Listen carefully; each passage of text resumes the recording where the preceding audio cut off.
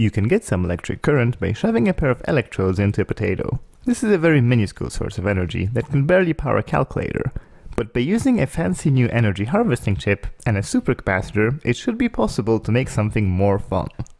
I've scavenged a pair of wheels from a toy and a pair of motors from a CD drive, and I've attached it all to a potato. The energy harvester will collect the electrochemical energy and very slowly build it up in a capacitor. And now, after a certain voltage is reached,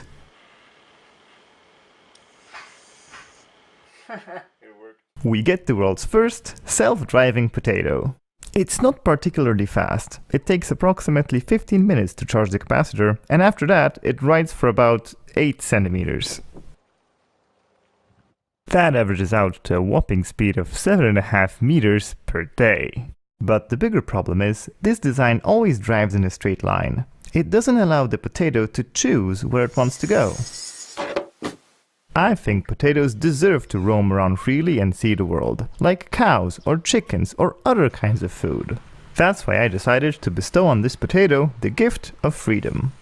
I've added a second motor, and I've also added this control board. I wrote a simple script that allows the potato to choose the direction of movement. Imagine that it's a virtual arrow that's spinning, and the potato gets to say stop through the electrodes. The control board will then power the motors towards that direction, and the cycle repeats. At first it behaved chaotically. It would spin around in circles pretty much randomly. But after a while I noticed that it would enjoy riding into the sun and sitting there, kind of like a cat. That's why I decided to give it a name, Pontus, and adopt it as a house pet. I quickly befriended Pontus the potato, as he would follow me around my apartment all day. Well, actually he would just ride around randomly and I would just try not to step on him, but at least I didn't have to feed him or empty any litter box. But after a couple of days, something weird happened. Pontus would appear to be very interested in my oven. I had a theory, so I quickly built a ramp to test it, and unfortunately it seemed like I was right.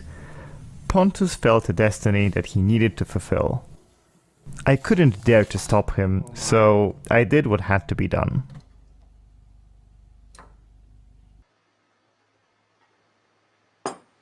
So I guess that's the end of the story of Pontus the potato. I tried to play God, but I ended up baking my best friend. I'm not sure what the lesson here is, but thanks for watching anyway.